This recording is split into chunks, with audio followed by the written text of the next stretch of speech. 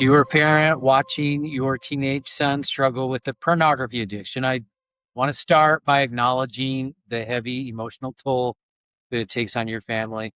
I know that you've likely already been through the painful cycle, the accidental discovery, the intense remorse, device lockdowns, and the shattered trust. And I know you feel exhausted. And lately, well, you might feel like the ground beneath your feet is shifting, like the old rules don't apply anymore. Well, you are not imagining that. The pornography landscape has fundamentally changed over the last 2 years. The massive rise of generative artificial intelligence, or AI, has turned what used to be a standard internet consumption habit into a hyper personalized, deeply gripping neurological trap. As a psychotherapist specializing in adolescent recovery, I'm seeing this firsthand. To help your son break free, you first have to understand the exact mechanics of what his brain is fighting. Parents, today we're breaking down 3 major AI porn trends that are quietly impacting teen boys, talk about the science behind them, and the evidence-based steps that you can take to protect your son. So stick around. All right, well, let's start with the first major trend, and that is hyper customization. So traditionally, users of pornography were passive consumers. They only watched whatever content someone else had already filmed and then uploaded to the internet. Well, AI has completely flipped that script. It has turned viewers into creators through AI companion apps and deepfake tools and prompt-based video generators. Teenagers can now dictate every single variable of the content that they see. They can choose the exact physical features of an actress, precise clothing, the dialogue, the setting, the progression of the scenario. And in addiction science, we talk a lot about something that we refer to as the sexual arousal template. And this is the specific cluster of behaviors, traits, contexts that trigger a person's unique sexual desire. And in normal development, this template forms slowly over time through real world interactions, curiosity, and discovery. But look at what happens when a teen uses AI. They bypass that natural process entirely. They can manipulate a digital tool to perfectly match their emerging exact fantasies. And the adolescent brain is hit with unprecedented, unnatural levels of dopamine because the content is mathematically optimized to satisfy their highly concentrated, specific preferences. Let me give you an example from my clinical practice. I worked with a 15-year-old boy named Ethan, and he started using standard internet pornography around age 13, but over time, tolerance set in, which is common, and his brain adapted, and he required more novelty to get same rush.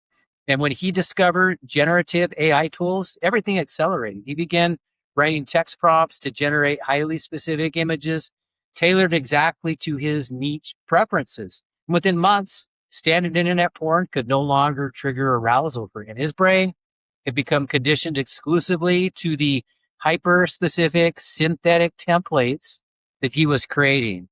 And the barrier to entry for his own biology had been raised to an impossible level. Parents, the second trend is perhaps the most damaging to a boy's future, and that is the falsification of intimacy. Generative AI doesn't just output static images anymore. It creates interactive conversational chatbots that pair explicit media with simulated emotional intimacy. So a teen boy can spend hours texting, voice calling, or interacting with an AI entity that behaves like a girlfriend. So think about the psychological reality of this. The digital entity never rejects him. It never has a bad day. It doesn't have its own needs or boundaries or moods. It exists entirely to validate his desire and to cater to his emotional state on demand.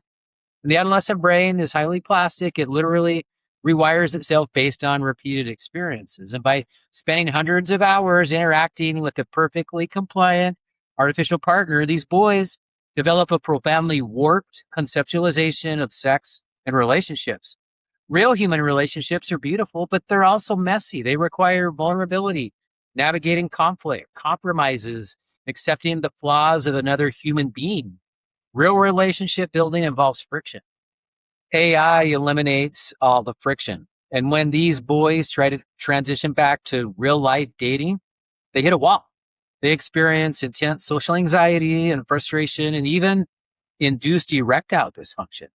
Real peers do not look like airbrushed algorithms, nor do they act like program scripts.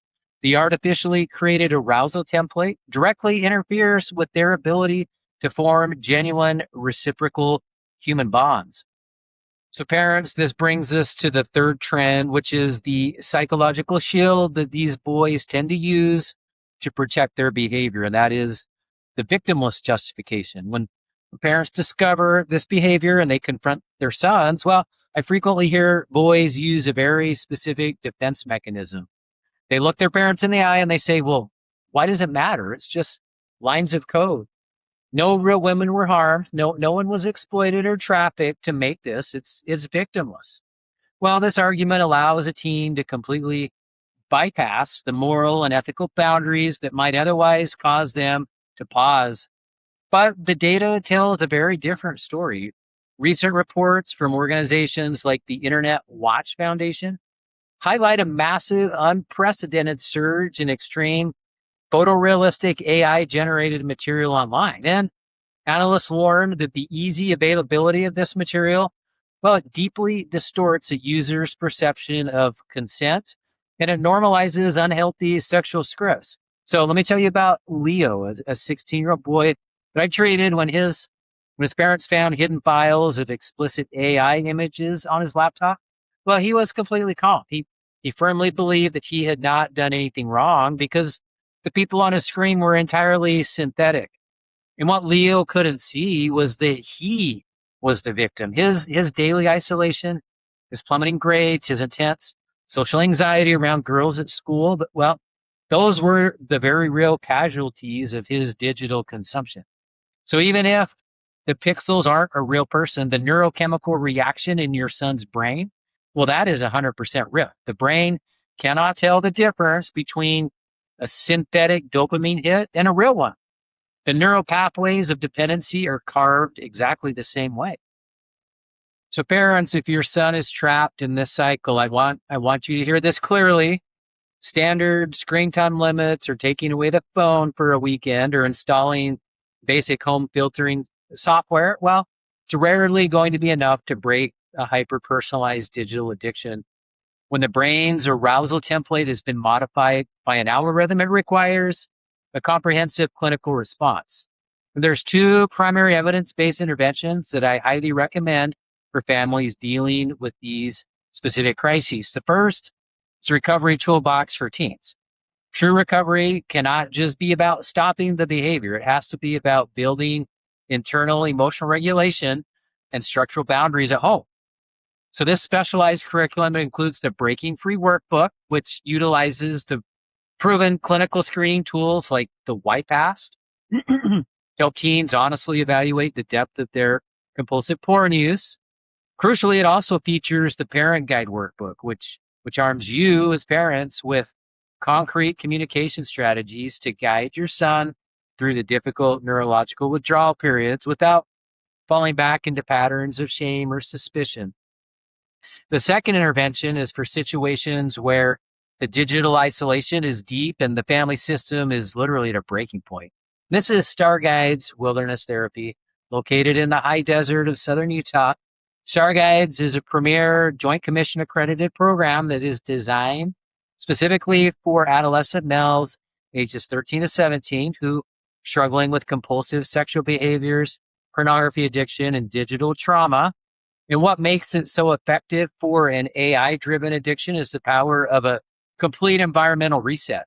By entirely removing access to devices, screens, algorithms, the adolescent brain is finally given that critical multi-week buffer that it needs to lower baseline dopamine levels and to begin a true neurological healing.